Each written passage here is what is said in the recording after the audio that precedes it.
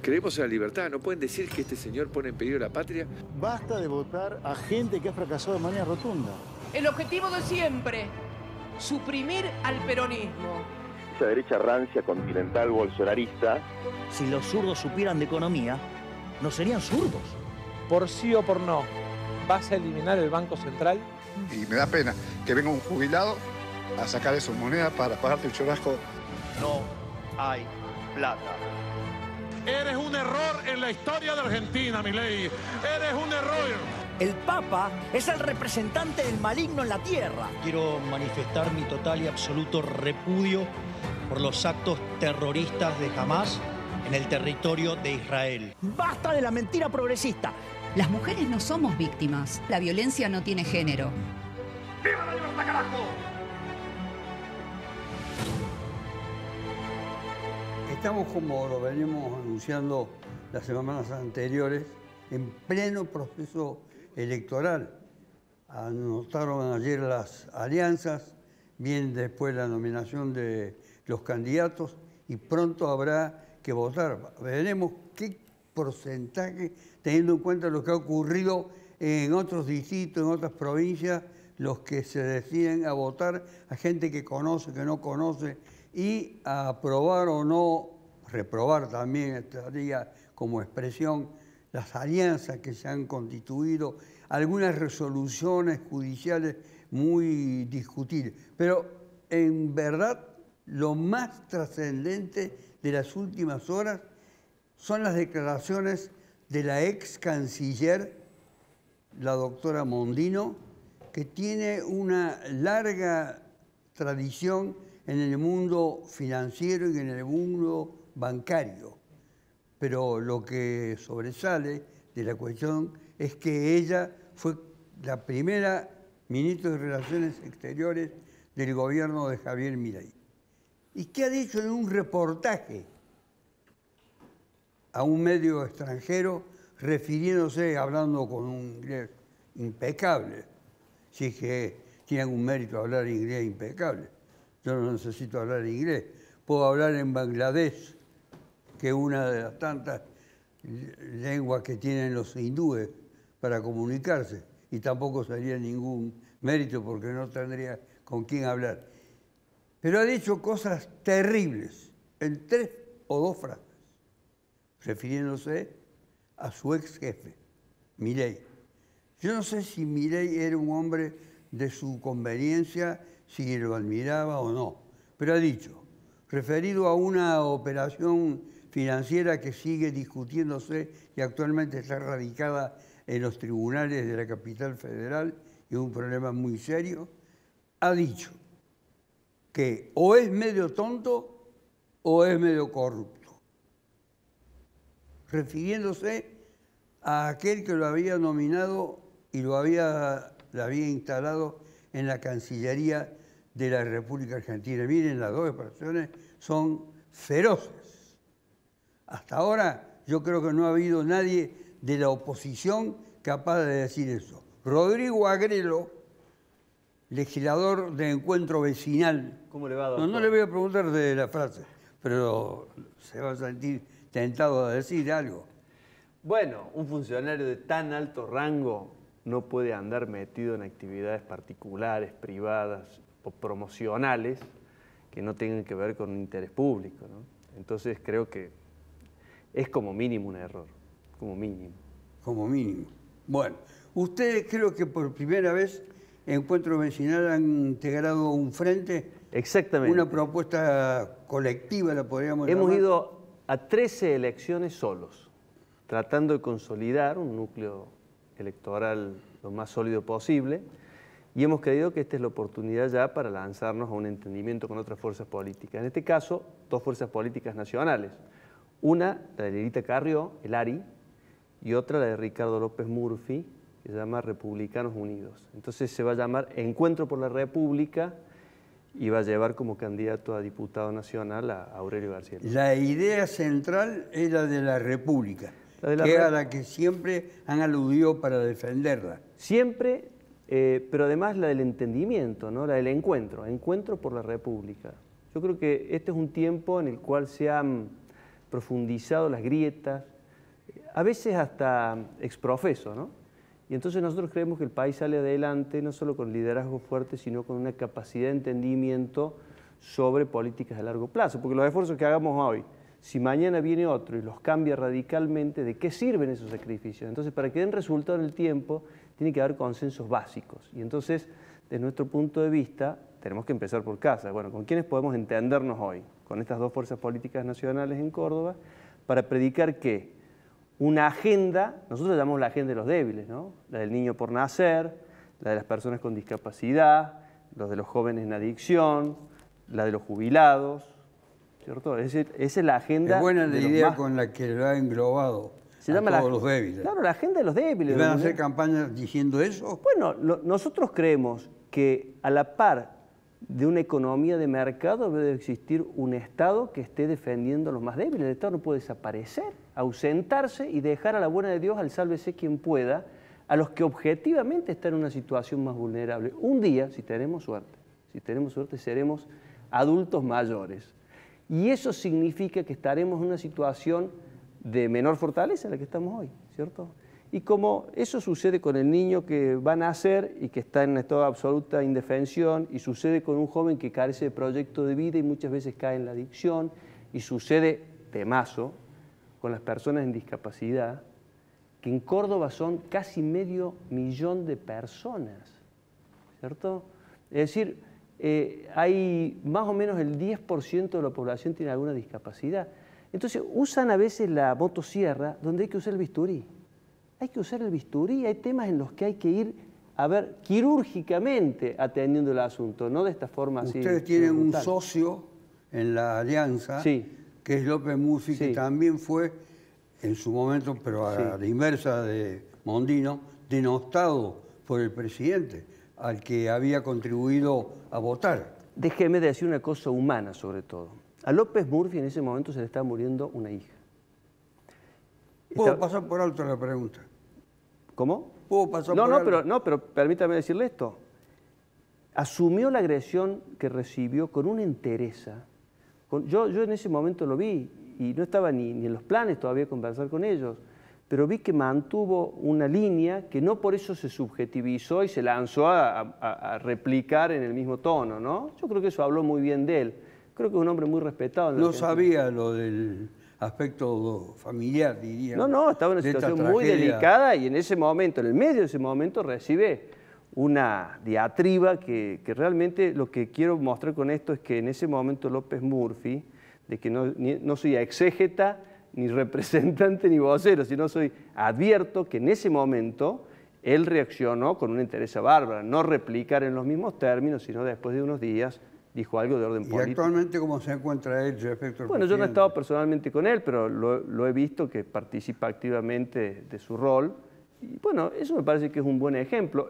Ellos han trabajado, tanto él como Lilita Carrió, me parece que han trabajado por... Son los aspectos secretos de la vida de los hombres públicos y de los que militan. Claro. Que a veces es necesario conocerlas, ¿no? Bueno, yo he querido explicitarlo porque me parece las adhesiones. Es muy rescatable, ¿no? Es muy rescatable lo que se puede decir de él en una circunstancia así. Por eso ahí hice hincapié en que si podía prescindir de qué se No, me pareció importante subrayarlo, por eso lo he dicho quizás con alguna imprudencia, pero... Muy luchadora, muy competente, Natalia Contini era intendenta de Anizacate y está identificada con La Libertad Avanza. Hay un grupo, particularmente con mujeres en el departamento Santa María, con la que trabaja. ¿Qué le parecen estas palabras de la doctora Mondino? Me parece que la doctora Mondino es una persona que merece mucha admiración desde el lugar que a mí me tocó conocerla. Es una persona que tiene mucho conocimiento, que no logró el entendimiento en el lugar que le tocó para representar dentro del gobierno nacional. Y bueno, viste que dicen que el jefe es el que manda y el jefe mandó. Creo que sí fue una decisión poco inteligente. El jefe en realidad es Karina.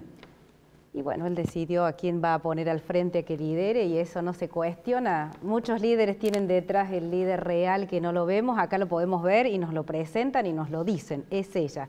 Lo cual también es sumamente admirable, ¿no? Estamos hablando de mujeres que toman decisiones desde el lugar que le tocan y que le hacen frente a esa gran batalla y uno dice, bueno, tenemos todavía una esperanza de que se pueda ir por ese camino y que se puedan escuchar esas voces, por supuesto que sí. Compartiremos, no compartiremos. Creo que lo que ella manifestó es lo que ella piensa y siente, y no creo que lo haya hecho con una necesidad o con un deseo ni de revancha ni de dañar al presidente.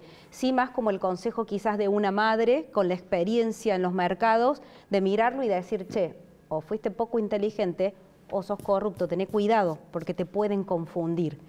Y creo que eso el presidente también lo vio y no creo que vuelva a cometer ese error de mezclar lo privado con lo público, porque ahí sí ya estaríamos en otra situación, que no ha sucedido hasta ahora, ¿no? Tiene un hijo brillante, ella, que participó de los comienzos de La Libertad Avanza cuando todavía todo el nombre no estaba bien definido. No sé dónde estará ahora el hijo, cuál será la actividad que cumple y si habrá tomado o no distancia del gobierno nacional, no conozco. Pero lo que me interesa saber es para un hombre que no tiene ahora una militancia partidaria. No es partidaria la de Octavio. Espérese, para que la gente lo conozca bien y lo identifiquemos. Nuevo espacio político es Nueva Generación. Nueva Generación. Venimos con... Martín el perfil siempre ha sido de Octavio. dirigente social. Nosotros hemos defendido y seguimos defendiendo el acceso a la vivienda. Creo que es una deuda que tiene el Estado Nacional, que tiene la Argentina para con sus ciudadanos. Pero no me quiero ir del tema que usted había planteado.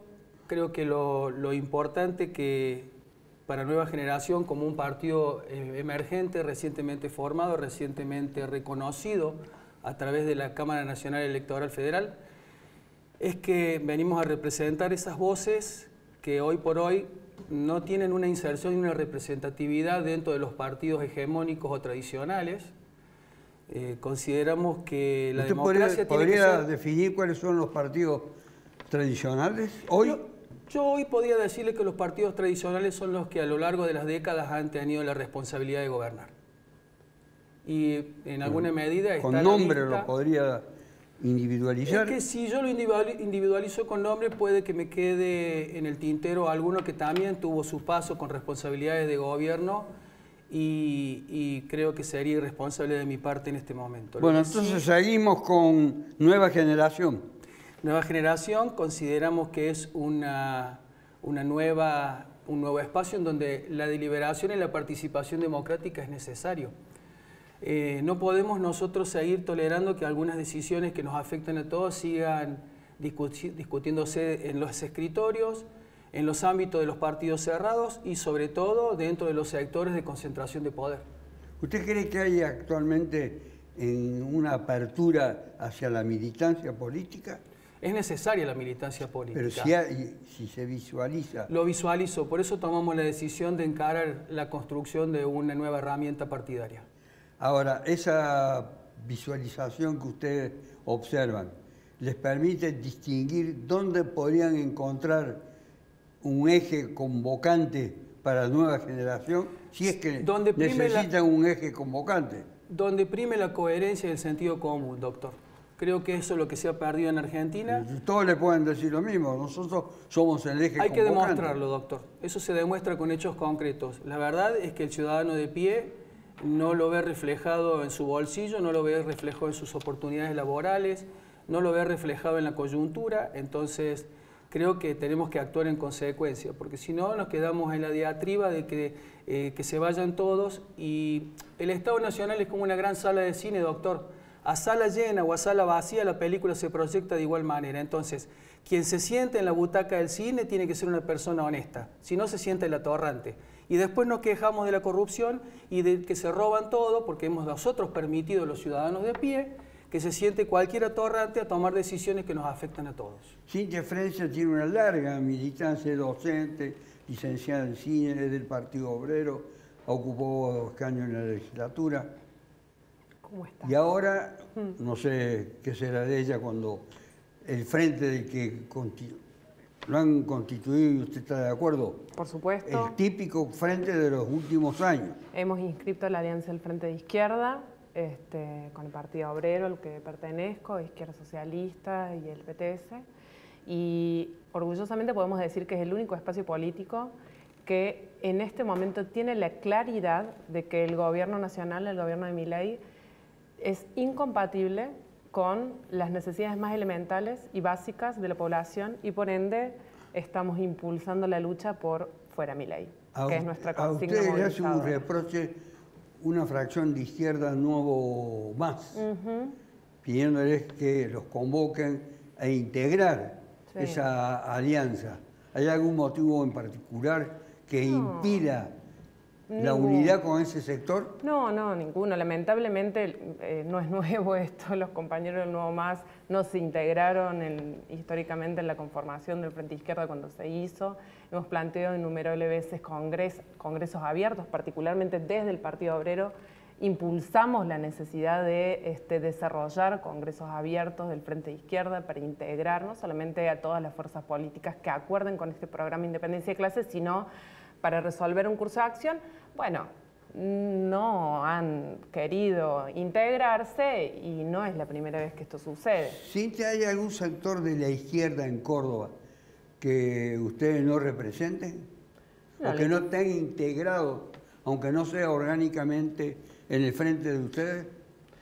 No, la izquierda está expresada hoy electoralmente en el Frente de Izquierda, que es el único espacio de unidad de la izquierda en Córdoba y a nivel nacional. El único espacio de unidad de la izquierda en Córdoba y a nivel nacional.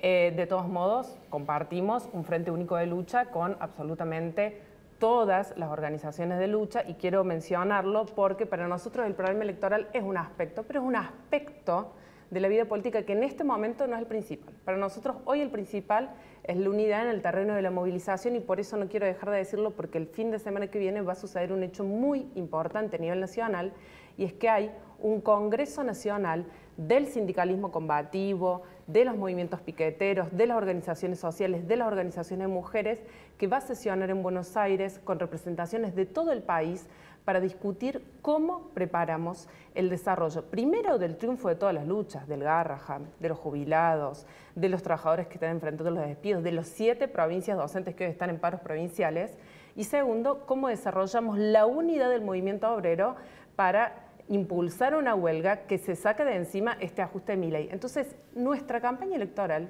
y nuestro proceso electoral solamente es valioso en la medida que tribute a este proceso de movilización por donde hoy está corriendo evidentemente la suerte de los trabajadores. Vamos a ver si eso después tiene una traducción político-electoral, porque muchos piensan en esos términos, no ven los objetivos mucho más trascendentes de una movilización nacional. Mira, la baja participación en las últimas elecciones da cuenta de que ya nadie piensa en general que las cosas se resuelven en las elecciones. En Ciudad de Buenos Aires hubo una participación no superior al 60%. Lo que marcó el dato electoral es el abstencionismo, la falta de participación electoral. Pero digo, en Ciudad de Buenos Aires y se replicó en varias elecciones. Entonces, yo no puedo decir que eso es un rechazo a los candidatos que se presentaron, no. Lo que sí puedo decir es que expresa evidentemente una, por lo menos, falta de consideración que el problema de los trabajadores, del salario, de las jubilaciones, de la salud, de la educación, se resuelve en las elecciones. Porque hace muy poquito venían a cambiar todo y lo único que tuvimos es una catástrofe social que hoy nos ha dejado en el subsuelo de la economía y, a nivel nacional y a nivel internacional, digamos. Entonces, tengo mis dudas con que el problema esté puesto en las elecciones. Lo que sí está puesto en las elecciones es la suerte del gobierno nacional, que hasta hace muy poquitos todos consideraban que llegaba tranquilo, caminando a octubre, y hoy, con la corrida del dólar, no sabemos si llega a octubre. Rodrigo, ¿hay un estado de catástrofe, como acaba de decir Cintia? Bueno, este país viene en una decadencia que lleva décadas, con distintos intentos por resolver las cuestiones. Yo veo, claroscuros en el tema. Creo que haber bajado la inflación es un mérito, porque la inflación venía de una forma creciente y el que más afecta La inflación es el más débil, porque es un impuesto que se cobra por igual a todos, con indiferencia de cuál sea. Todos pueden participar, contestar, interrumpir, que no hay ningún Nadie se ofende.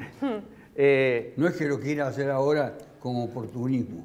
Yo creo que eso es valioso. Segundo, creo que hay un presupuesto muy importante, que es que no se puede gastar lo que no se tiene. Eso me parece que también es importante. Ahora, cuando para garantizar el superávit vos tenés que dejar afuera a una población muy importante y muy débil, ahí yo ya empiezo a decir cuidado. Cuidado, que usted no puede prescindir de 4 millones de personas con discapacidad en la República Argentina. Cuidado, que usted no puede someter al hambre a la totalidad de la población que está con la jubilación mínima en la Argentina, por no sacrificar no el superávit, sino una parte del superávit. Entonces, el tema es muy delicado. Yo creo que Milei lo que expresó en un momento ha sido una insatisfacción, un enojo de la población, pero hay un tiempo que exige otros modos y otra estrategia para llevar adelante las cosas. Es decir, si Milei no consigue combinar su intento de ejercicio de la autoridad con consensos básicos, yo creo que su aliento se va a acabar en el mediano plazo. Una cosa que me llama mucho la atención, se lo voy a preguntar después para que no tenga preparada.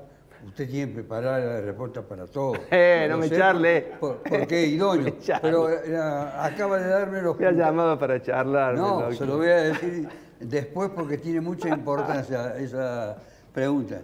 ¿Cómo hacen para subsistir un municipio como el que usted dirige en las condiciones actuales de gobierno? Con austeridad y no robando, señores. Esos son los dos secretos. Escuchaba lo que manifiesta. Esas serían virtudes, la segunda, no robando, virtudes no hay que robar, o sea, hay que ser austero y no robar, ambas cosas. Y con eso vos podés acomodar la economía de un municipio, llevar adelante su funcionamiento, prestar los servicios, pero hoy tenemos que tomar en cuenta, a mí me toca verlo desde el otro lugar porque estoy en una gestión, porque esa necesidad que plantean de que se siente en la calle, que el dinero no alcanza, que el ciudadano de a pie lo está viviendo.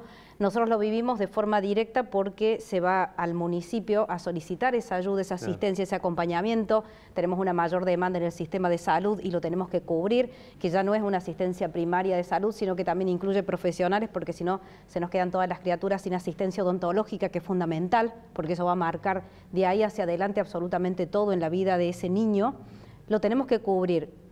Con menos recursos, sí, con menos recursos, porque todos sabemos de que la coparticipación a los municipios ha bajado y que vos tenés que hacer achiques, que ir acortando. Pero ¿dónde acortás? No cortás y no sacás ni recortás de la parte que vos estás conteniendo, porque esa es la fundamental. Vos estás en ese cuerpo a cuerpo con la decisión de ese ciudadano que toma el coraje, porque a nadie le gusta ir a pedir. Y te dice, che, necesito ayuda porque no estoy llegando, necesito un traslado porque tengo que ir al médico, necesito que me traslades a un familiar porque no tengo para pagar una ambulancia de alta complejidad. Entonces, vos ves toda esa situación en vivo y en directo y la vivimos todos los días con todas nuestras distintas áreas. ¿Por qué se mantiene este municipio en pie? Porque hacemos eso, somos sumamente austeros, nos salimos a tirar dinero en obras que no teníamos para que la gente diga, miren cómo hace obra este municipio. No, si teníamos que ordenar, pagar deudas.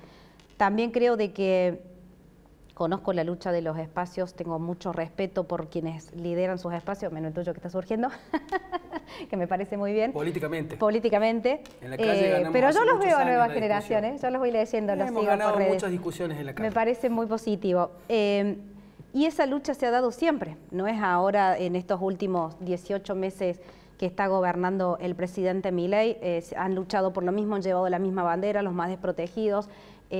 Comparto absolutamente porque yo estoy a favor de la vida y lo voy a seguir estando hasta el último día de mi propia vida. Vengo de ese entorno, vengo de un entorno sumamente humilde. Yo no cuento la necesidad porque la observe, la cuento porque la viví, porque conozco, nací acá en Córdoba, en barrio San Roque, residencial San Roque, al fondo encima, en la zona más compleja. Y si yo hoy vuelvo al barrio, lo veo como está, devastado. Tengo 42 años, me fui del barrio cuando tenía 8 años casi. Y lo veo exactamente estancado, lo veo peor porque antes no había tanta droga, porque antes no había el nivel de violencia que hay hoy. Entonces, observo la cuna de la cual nací en un estado de deterioro mucho peor. Entonces esa batalla viene de hace muchos años, de toda mi vida, si yo me sentara a mirar desde el menemismo hasta la actualidad. Entonces creo que luchar hoy para sostener un superávit que permita mejorar la calidad de vida de toda la ciudadanía con todos, absolutamente todos, los más débiles, los que más tienen, absolutamente todos, porque esa es la idea, que eso sea abierto a todos los ciudadanos. Va a requerir este sacrificio. Ahora, si a mí me preguntan personalmente, ¿usted comparte que tenga que ser de esta forma? Y mira, yo como espectadora durante 42 años, porque en política estoy hace 2 años, desde que ejerzo el cargo, te digo que sí. Porque ya vi muchos modelos, porque ya vi muchas promesas, porque ya vi muchos que pasaron.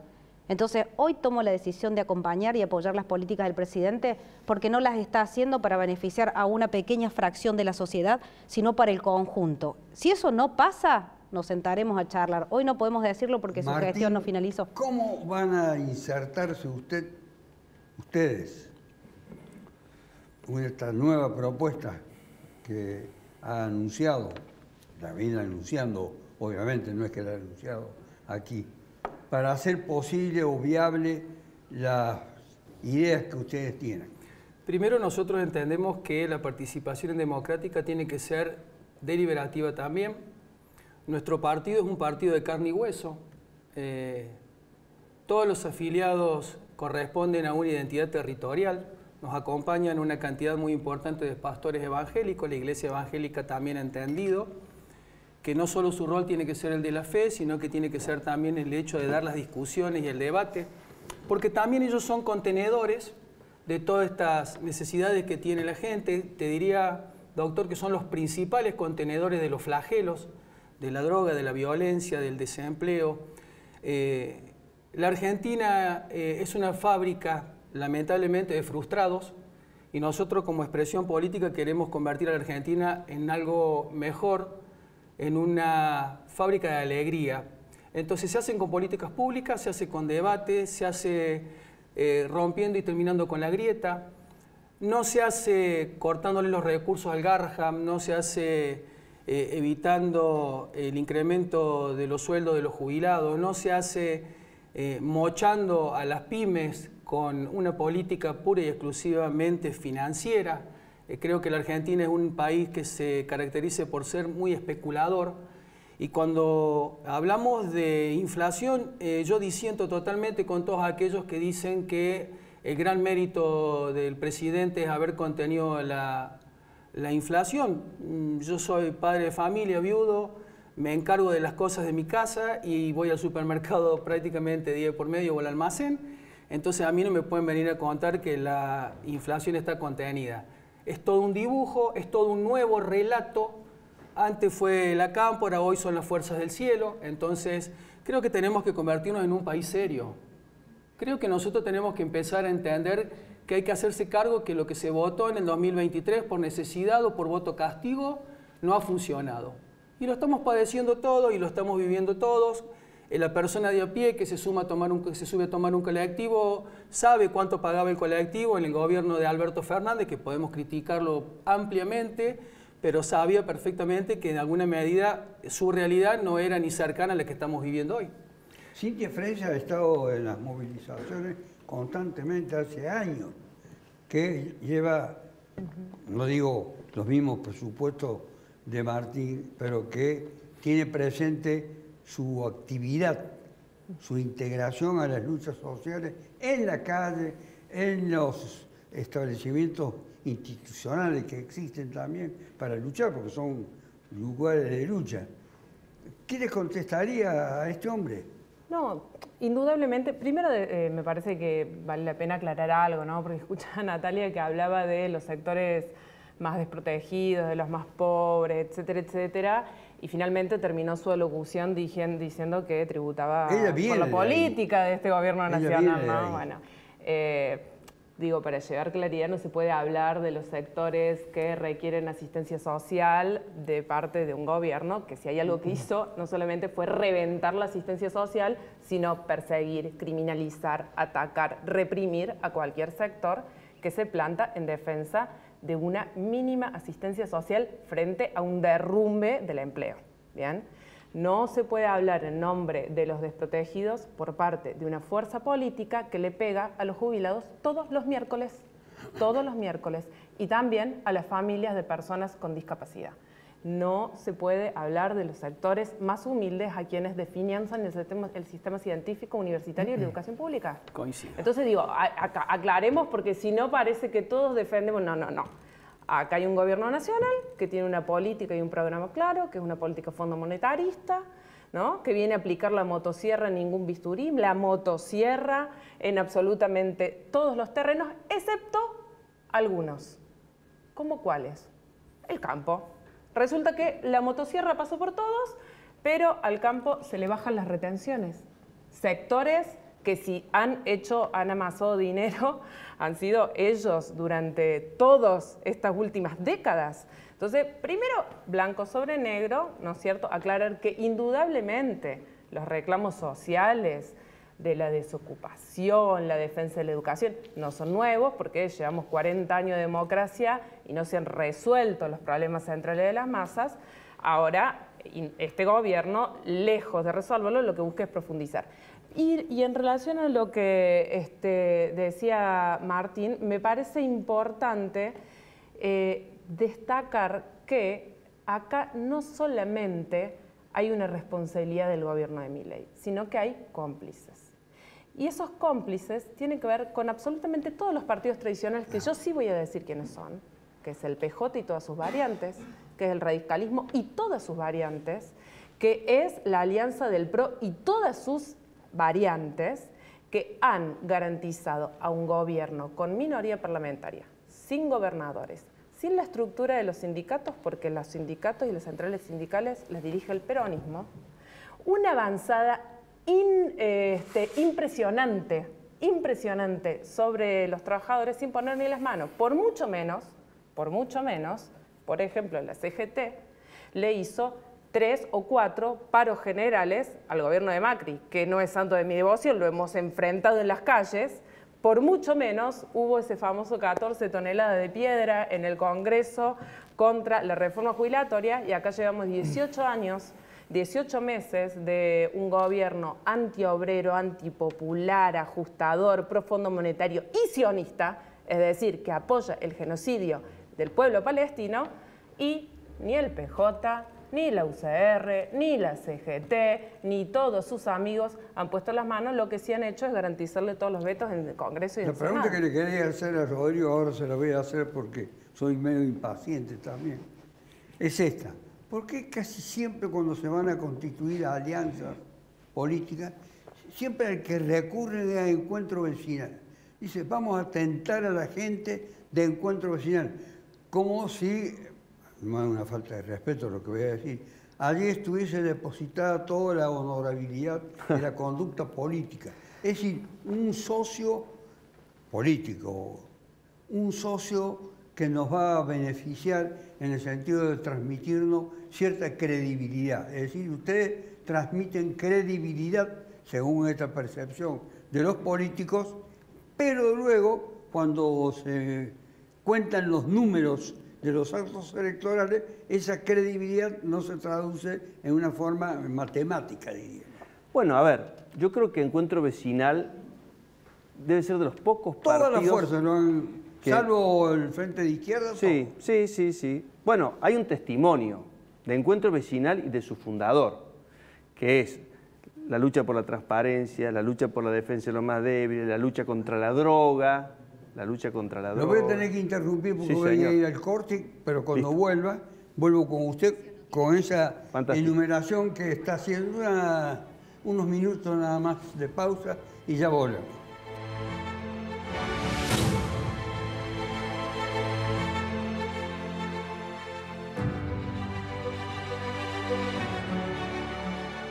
Arte y Joyas, su joyero de confianza, el que mejor paga el oro en Córdoba. Décadas de trayectoria nos avalan. Oro, plata, platino, brillantes, tasaciones. Única dirección. Tucumán 11, esquina de Anfunes.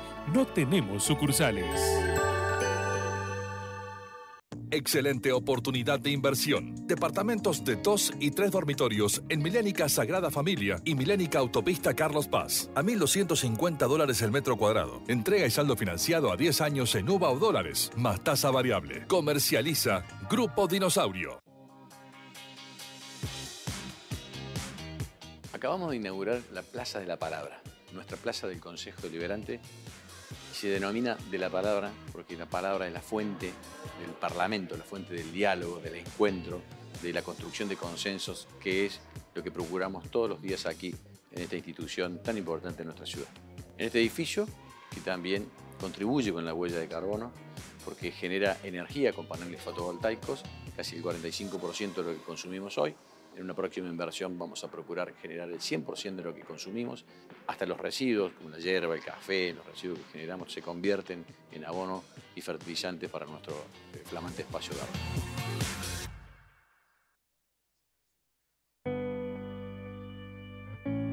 Cooperativa Horizonte ya adjudicó 20.000 viviendas a sectores sociales menos acomodados, garantizando así su derecho constitucional a la vivienda digna. 20.000 viviendas sociales adjudicadas, sin apelar al crédito, subsidio o endeudamiento, sino mediante un sistema cooperativo puro, basado en eficiencia productiva trasladada con menor costo al asociado, transparencia y flexibilidad en las condiciones desde el ingreso hasta la escritura. 20.000 viviendas sociales, un hecho histórico y sin precedentes que implican un alto grado de imagen positiva entre los cordobeses y a su vez el mayor logro nacional en materia de vivienda social autofinanciada. En síntesis, Horizonte es en Córdoba la mejor posibilidad en vivienda propia para pequeños emprendedores, profesionales, jóvenes, técnicos y otros que no tienen cabida en la propuesta lucrativa privada, y también para asociados pertenecientes al sector del trabajo y oficios que no encuentran solución habitacional ante la falta de planes oficiales de vivienda.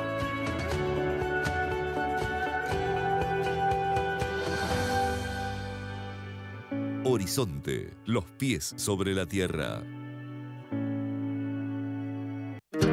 Con tarjeta Dino Mastercard tenés descuentos todos los lunes del mes en indumentaria, deportes, electro, muebles y más. Seguinos en nuestras redes y sé el primero en conocer todas las promos. Con la tarjeta Dino Mastercard, agranda tu mundo. El agua es un recurso indispensable para la vida y se está agotando por las malas acciones y la inacción del hombre que provocaron los cambios climáticos. En San Francisco, cada habitante consume un promedio de 465 litros de agua por día, cuando lo recomendable son 260 litros. Seamos más responsables. Cuidemos nuestra fuente de vida, el agua, porque cuidar el agua es cuidar el planeta. Y esa es una responsabilidad de todos. En San Francisco el progreso sigue porque tenemos pasión por hacer. Gobierno de la Ciudad de San Francisco. Con tarjeta Dino Mastercard tenés descuentos todos los lunes del mes en indumentaria, deportes, electro, muebles y más. Seguinos en nuestras redes y sé el primero en conocer todas las promos. Con la tarjeta Dino Mastercard, agranda tu mundo. Arte y Joyas, su joyero de confianza, el que mejor paga el oro en Córdoba. Décadas de trayectoria nos avalan. Oro, plata, platino, brillantes, tasaciones. Única dirección. Tucumán 11, esquina de Anfunes. No tenemos sucursales. Milénica Insignia. Conocé el lugar en que querés vivir. Departamentos de 1, 2 y 3 dormitorios con cochera en la torre de mayor altura de zona norte. Entrega y saldo financiado a 10 años en UVA o dólares, más tasa variable. Mirá más en milénicainsignia.com. Comercializa Grupo Dinosaurio. Argentina, Milei, eres un error. El Papa es el representante. Sentó todas las líneas de políticas sociales en el mundo occidental. Lo interrumpí en plena enumeración de una serie de aspectos que usted había tomado de la realidad. Y en este momento lo acabo de interrumpir en un hermoso diálogo. Intercambio histórico.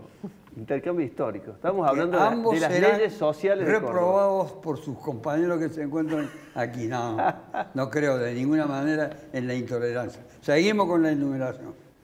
Hablábamos de el tema de por qué lo buscan a encuentro vecinal. ¿Por qué encuentro vecinal? Cada vez que se va a formar una alianza, hay una computa hay un factor cualitativo. Lo buscan a ustedes. Hay un factor cualitativo y cuantitativo. Hasta los religiosos. Cualitativo y cuantitativo. Tienen un representante evangélico en la bancada. Sí, también. Actualmente. A ver, el tema, creo yo, humildemente es así. Nuestro partido ha dado a lo largo de su historia un testimonio de lucha por causas muy nobles. Le decía, la de la transparencia, la de la austeridad en la administración de los recursos, la de la lucha contra la droga, grave tema en el que Córdoba todavía no va a fondo, la de la lucha por los niños por nacer. Todas esas luchas le han dado a Encuentro Vecinal una consistencia muy fuerte. Y después, Encuentro Vecinal saca siempre una cantidad de votos que coincidentemente en la última elección es un poquito más de los que se necesitan como diferencia para ganar. Entonces, hay ahí, creo yo, un conjunto de factores que hacen atractiva esta fuerza política. Pero hay un tema. Nosotros solo nos sentamos a conversar con aquellos que quieren hablar de un programa, de una agenda. Porque, a ver, para hacer proyectos de poder ya hay mucha gente. Ahora, llegar al poder y no saber qué hacer o repetir los errores de los otros, ¿qué sentido tiene? Entonces, lo nuestro es, el que quiera conversar con nosotros se tiene que sentar con tiempo, armar una agenda que permita abordar los principales problemas de Córdoba. Usted dijo al comienzo en la presentación que Aurelio García del Horro va a ser el candidato número 1 a diputado nacional, y eso ha sido por consenso de la fuerza que integran absolutamente. Este Frente Republicano. Creo que hace falta una personalidad como la de Aurelio en el Congreso de la Nación. Porque él es un denunciante sólido. No es solo un denunciante, es un controla al poder y además propone cosas. Porque el problema es quedarse en la denuncia, que eso ya es puede ser hasta una cuestión inercial, pero después cuando uno tiene que abordar problemas como, a ver, por ejemplo, la droga y la salud mental, grave tema en la Argentina y en Córdoba. Cuando uno tiene que hablar del problema de las personas con discapacidad, cuando uno tiene que hablar para todo eso hay una agenda, hay propuesta. Entonces, yo creo que Aurelio se ha ganado un lugar, un respeto muy importante y hace falta que esa persona esté en el Congreso de la Nación. Entonces nosotros, en esta elección, le vamos a pedir que nos den la primera oportunidad de estar en el Congreso de la Nación, con él. Tiene entonces puesta toda la esperanza en un resultado auspicioso. Seguro, y mucho trabajo puesto. En su pueblo, al que dirige con mano férrea, porque como lo ha demostrado en muchas oportunidades que ha habido situaciones críticas, ¿estos flagelos que ha mencionado Rodrigo existen? Por supuesto que existen, son una realidad, la vemos a diario. Creo que el presidente Milei aplicó políticas para el control del narcotráfico muy fuertes, los principales búnkeres de droga, el control de las fronteras. Creo que es una batalla que se ha iniciado y que hay que acompañarla. Con respecto a la discapacidad, me gustaría, y espero poderlo ver, al presidente auditando casi 1,5 millones de pensiones por discapacidad que se le dieron a personas que no tienen discapacidad y que están vaciando los fondos de las personas que realmente tienen discapacidad, porque esa mano corrupta en esos fondos estuvo, y de una forma muy grosera, porque se daban pensiones realmente a personas que no tenían ningún tipo de discapacidad, que lo único que hacían era militar y votar. Mientras me den la pensión, y esto lo digo con conocimiento de causa, porque si a mí me preguntan, ¿conoces a alguna persona? Por supuesto que sí, la denuncié. O sea, no solo que la conozco, sino que además fui y denuncié. Esta persona cobra una pensión y no tiene ningún tipo de discapacidad. Audite usted, que es su responsabilidad, no es la mía, no lo voy a perseguir yo. Entonces creo que el presidente Milei tiene muchísimos aciertos, pero muchísimos aciertos en tan poco tiempo que lleva gobernando, en donde le estamos pidiendo que ponga un país que estaba absolutamente destrozado, corrompido, donde ya era obsceno, porque ya era obsceno verlo, tuvo la fuerza porque se la dio el pueblo. No se la robó a nadie, no se la sacó a ningún partido político, no le quitó nada a nadie, lo eligió la gente. ¿Con un gran ausentismo en las urnas? Por supuesto que sí, pero esos que no van a votar se quedan en la línea del medio, porque no es que no lo votan a Milei y fueron a votar a otra fuerza, no fueron directamente. Quizás tengamos ahora un repunte, si están de acuerdo con las políticas que se vienen aplicando, o quizás también los otros partidos, las otras fuerzas, tengan un repunte y digan, bueno, no importa si me quitaron el subsidio, si no me van a ir a buscar en bondi y voy a tener que ir yo, voy a ir por amor a mi país y voy a votar, porque también los llevaban, también les metían el voto en el bolsillo con la plata y eso lo hemos visto, a mí me ha tocado fiscalizar y también he visto todo ese manoseo de las voluntades. Sin recursos, ¿para qué voy a ir a votar si no me van a pagar? Dicen algunos. Bueno, claramente tenés que ir a votar por tu país. Entonces yo desde mi lugar sí veo la droga, sí veo la discapacidad, sí veo la situación de los jubilados, la veo, insisto, desde 1990, porque crecí en un hogar donde se hablaba de todos los temas más complejos de la economía porque sobrevivíamos. Sería bueno que el énfasis que le ponen a poder sacar limpio sobre oscuro de todas las cuentas del Estado, la pusieran, por ejemplo, en permitir que podamos saber qué tenían y qué contenían las 10 valijas que entraron a la Argentina sin ser declaradas. Pero eran del piloto. ¿Lo no, dijeron? yo creo que el que tiene que dar explicaciones es Caturelli, que es el amigo de Santiago Caputo. Creo que Santiago Caputo también tiene que salir, ya que ponemos énfasis, digo, en un montón de despilfarro, creo que habría que explicar qué han hecho con los 100.000 millones de pesos que se han gastado en YPF en lo que va el primer semestre. Digo, pongamos el ojo en todo si vamos a poner el ojo y seamos coherentes. Yo lo que veo en el gobierno nacional es una falta de coherencia absoluta, en donde le vamos a pegar a los más débiles, pero seguimos haciendo negocios y seguimos permitiéndole que se enriquezcan los más poderosos. Y eso está visto porque la timba financiera en Argentina sigue siendo cosa de todos los días. Nos seguimos endeudando ante el fondo, planteando cómo hacemos para sostener un dólar ficticio. Seguimos discutiendo cómo hacemos para desendeudar a la Argentina, porque en definitiva no podemos negar que hasta el 2015 la Argentina era un país desendeudado y de ahí en adelante es historia conocida. ¿Y para usted alguna fuerza de las que están en este momento con posibilidades electorales ciertas, en condiciones de llevar adelante esa lucha que usted propicia? Yo acuerdo con lo que dice el legislador Agrelo, hay que sentarse a discutir agendas programáticas. Nosotros al 27 vamos a ir con alguna propuesta y apoyando un modelo productivista, no especulador. Ya basta de especulación, la Argentina se ha convertido en un modelo especulativo. Lo digo desde el pequeño kiosquito de la esquina de su casa hasta todo el arco productivo nacional. Todos especulan y creo que el que termina pagando los platos rotos es el ciudadano de a pie. Entiendo que para el 27 tenemos que empezar a discutir propuestas que nos saquen adelante con producción y trabajo. Esta gran movilización que se propone para el sábado próximo, que puede abarcar a gente de todas las provincias, así está por lo menos planificado, planteado, hay una exhortación a comparecer, a concurrir. ¿Puede provocar algún cambio? Sí, indudablemente lo primero que va a hacer... Así en los términos que está planteado, ¿no? No, indudablemente lo primero que va a hacer es fortalecer los procesos de movilización que tenemos y echar claridad sobre cuál es el rumbo para llegar a su triunfo. Porque, insisto en esto, ¿no? Se habla de, se hace mucho hincapié en el problema, sobre todo de parte de Martín, de Rodrigo, ¿no es cierto?, el problema de los límites que tiene la política del gobierno nacional, pero no se coloca, entiendo yo con claridad, las responsabilidades de quienes gobiernan las provincias en el hundimiento del país.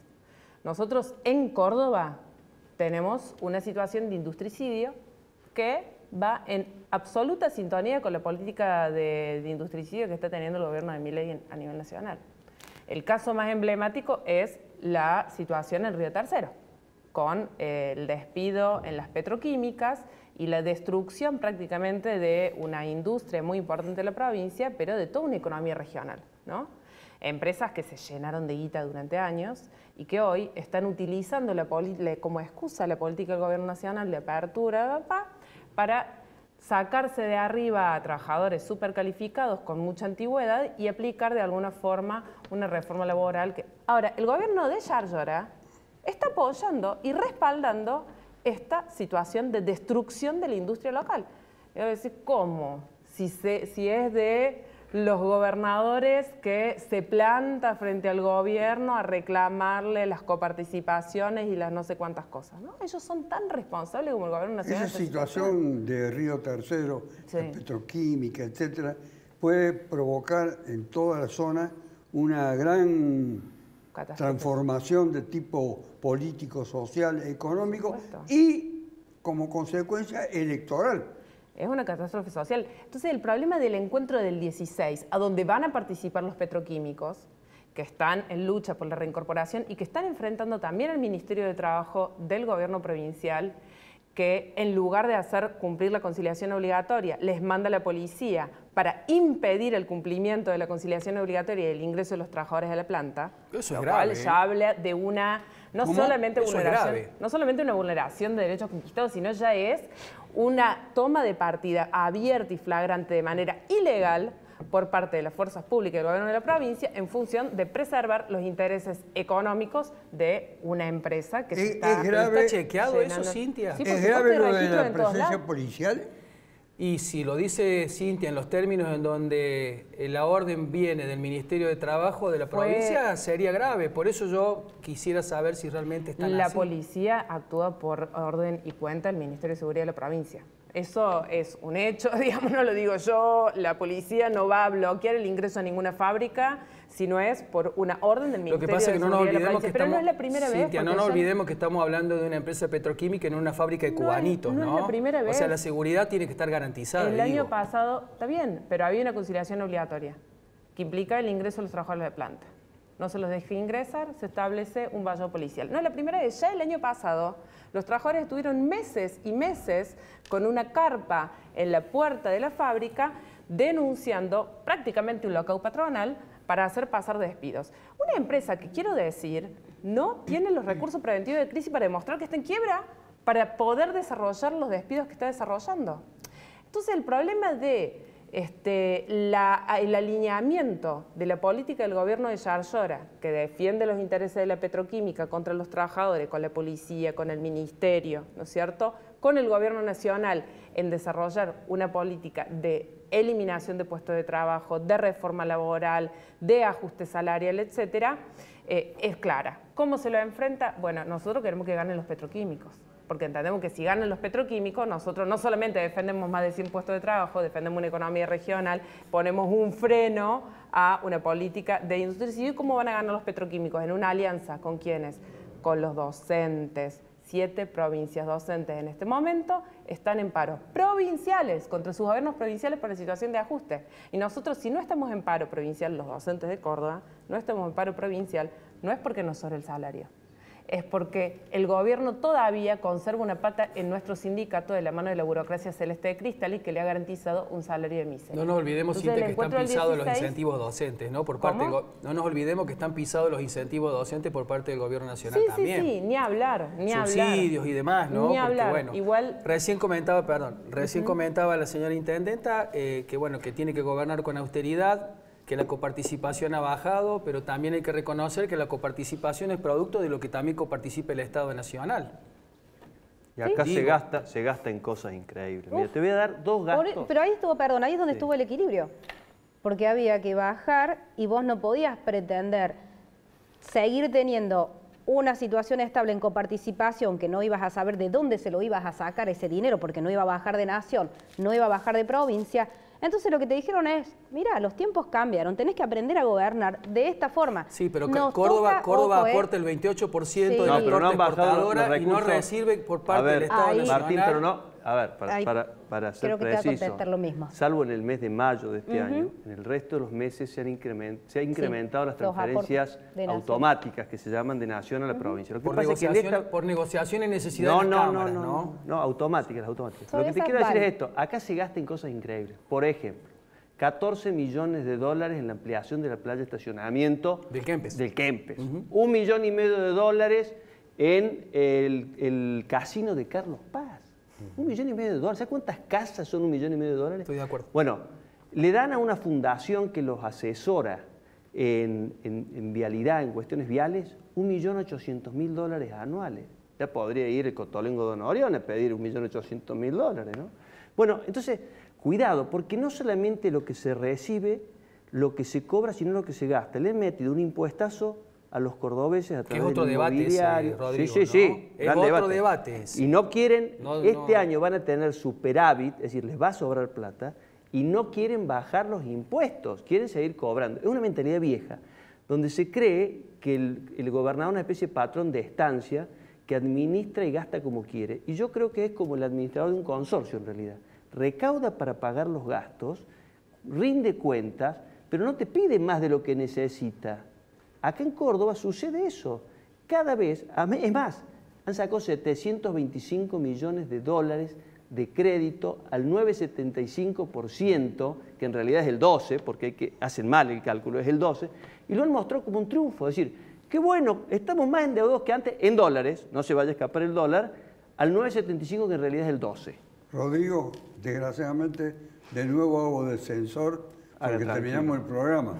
Ahora no lo podemos reanudar. Ya que me había embalado yo. Sí, pero ha sido un programa de alta seriedad y con datos muy precisos y que seguramente la gente le ha prestado mucha atención porque no ha habido nada que sea ese criterio estéril que suele caracterizar a veces a los programas de debate. Yo a veces los estimulo. No es inocente lo suyo. Es que ya está caduco, doctor, eso. Creo que tenemos que nosotros superar la grieta y empezar a pensar en Argentina. Veraces, equilibrados, prudentes y expresados desde posturas absolutamente diferentes. Y eso es algo útil. Lo que para mí ha sido verdaderamente frustrante es haberlo interrumpido, Rodrigo, en las dos oportunidades en las que estaba haciendo una enumeración. Usted tiene la autoridad. Ya habrá otra durante el transcurso del año como para todos ustedes. Gracias. Hasta la próxima. Chao. Creemos en la libertad. ¿No pueden decir que este señor pone en peligro la patria?